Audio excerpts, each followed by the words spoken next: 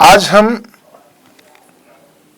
अनुशासन रूपी सूर्य की किरणों की, गुरु के ज्ञान रूपी सूर्य की किरणों की चर्चा करेंगे, जो हमारे जीवन के मोह रूपी अंधकार को, मोह रूपी तम को नष्ट करती है।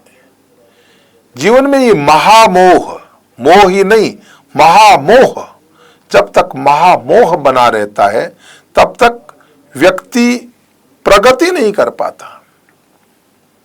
गीता में भगवान कृष्ण अर्जुन को इसी मोह को छुड़ाने के लिए गीता का उपदेश करते हैं। और यहां आज मंगलाचरण की समाप्ति के पश्चात, हालांकि यह मंगलाचरण का ही आखिरी सोरठा है जिसमें गुरु वंदना की गई है, लेकिन यहां से अब जो चौपाइयां प्रारंभ होगी वो गुरु महिमा की चौपाइयां प्रारंभ होगी।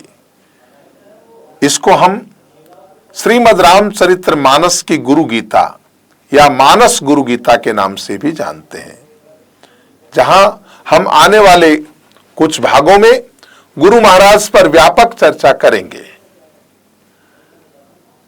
आइए मंगलाचरण के इस 5वें सोरठे पे चर्चा करें। पहले सोरठे का गायन करें। क्या कहा है? वंदौ गुरु पद कंज, कृपा सिंधु नर रूप हरि, महामोहतम पुंज, जासु वचन रवि कर निकर। वंदौ गुरुपद कंज, कंज नाम किसका होता है? कमल का। और महामोह, हमारे भीतर में मोह है, जो भारी मोह है वो हमारी जीवन की प्रगति में बाधक है। मोह नाम अज्ञान का है, तम नाम अंधकार का है। लेकिन जब अज्ञान और अंधकार एकत्रित हो जाए, पुंज, महामोह तम पुंज, जब अंधकार का पुंज बन जाए, भारा बन जाए, अज्ञान का जब भारा बनता है, तब व्यक्ति को महामोह प्रकट होता है। और फिर यहां जैसे हमने पिछले भाग में चर्चा की थी, कल हमने चर्चा की थी, इंदु समदेह, वहां अमृत रूपी चंद्रमा की किरणें थी, लेकिन यहां गुरु ज्ञान रूपी, अनुशासन रूपी सूर्य की किरणें हैं। गुरु के सानिध्य में तपना पड़ता है, तपने से स्वर्ण शुद्ध होता है, और गुरु के सानिध्य में तपस्या करने से हमारा जीवन शुद्ध होता है।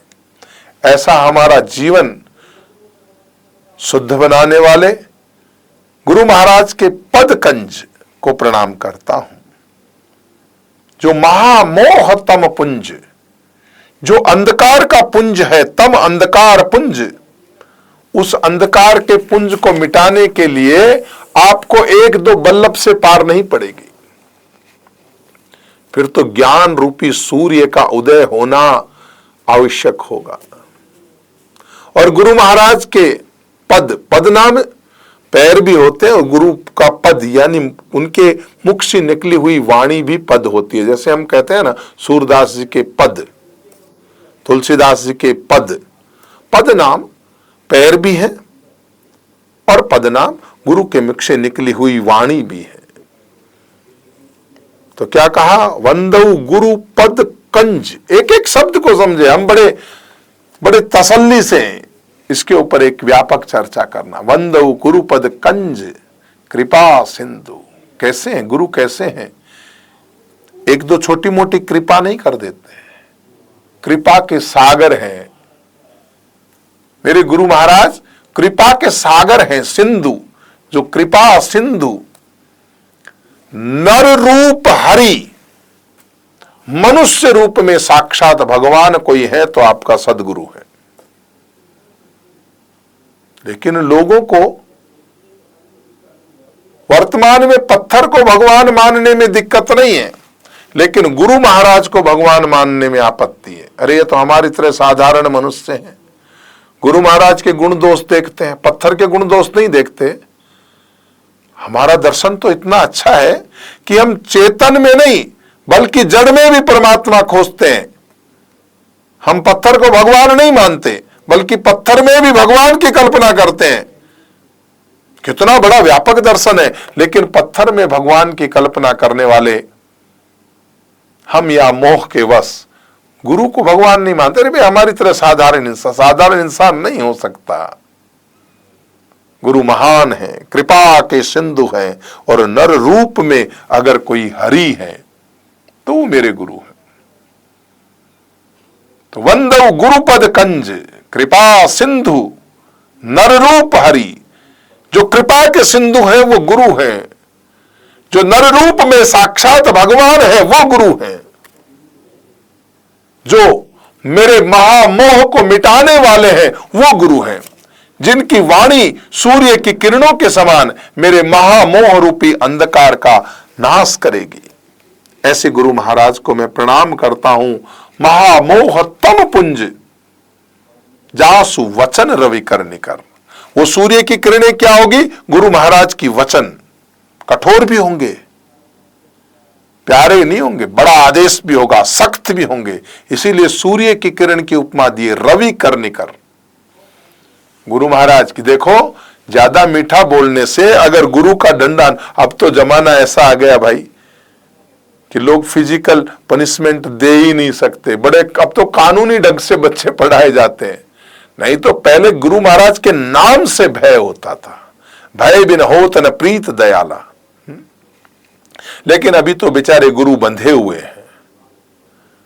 लेकिन गुरु के वचन बड़ा क्रोध भी करते थे जीवन सुधारने के लिए, रवि कर निकर। लेकिन जैसे सूर्य का प्रकाश जो है ना, वो गर्मी तो देता है लेकिन नुकसान नहीं पहुंचाता। दुर्जन की करुणा बुरी भलो साईं को त्रास। अगर दुर्जन व्यक्ति अमृतमयी वाणी बोल करके आपका जीवन सत्यानाश करे, वो बुरी है। ऐसी करुणा नहीं चाहिए, ऐसे प्रेम की मस्के वाली भाषा नहीं चाहिए।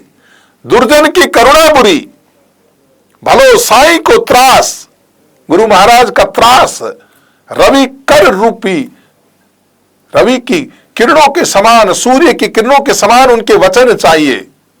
भलो साईं को त्रास, ये बादल जब गर्मी करे तब बरसन की आस। बादल जब गर्मी करते हैं तभी तो बरसात होती है। तो जीवन में गुरु महाराज का जो कठोर अनुशासन है उसका पालन करें। अब नर रूप हरि में कहने के पीछे कई भाव हैं। पहली बात तो यही है कि मनुष्य रूप में जो साक्षात परमात्मा है वो गुरु महाराज है।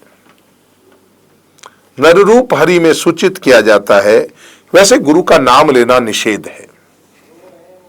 अपने से बड़े व्यक्ति का नाम नहीं लेना चाहिए। बेटे को बाप का नाम नहीं लेना चाहिए, पत्नी को पति का नाम नहीं लेना चाहिए, क्योंकि आदर नहीं होता है। बेटे को बाप उसके नाम से संबोधित करे, कितना कितना हमारे यहां पे उसको आदर नहीं कहा जा सकता। ऐसे गुरु महाराज को गुरु महाराज कहें, और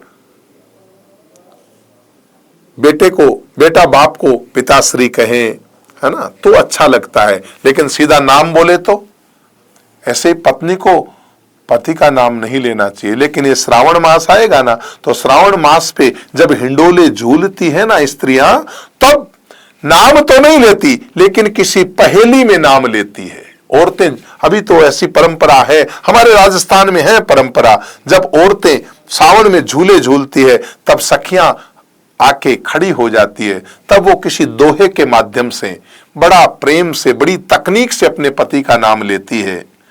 उसी तरह से गोस्वामी जी ने भी बड़ी तकनीक से अपने गुरु का नाम लिया है। गोस्वामी जी के गुरु महाराज का नाम नरहरि है, इसलिए उन्होंने बड़े दोहे में जोड़ते हुए कहा नर रूप हरि। तो इसमें गुरु महाराज का परिचय भी हो गया और पूरी बात हो गई। तो आइए समापन करते हैं कि वंदौ गुरुपद कंज कृपा सिंधु नर रूप हरि, महामोह तम पुंज जासु वचन रवि कर निकर। गुरु महाराज की जय हो, आपका मंगल हो, जय हो। आप सुन रहे थे let's mic more than radio. Follow कीजिए हमें हमारे सोशल मीडिया प्लेटफॉर्म्स पर।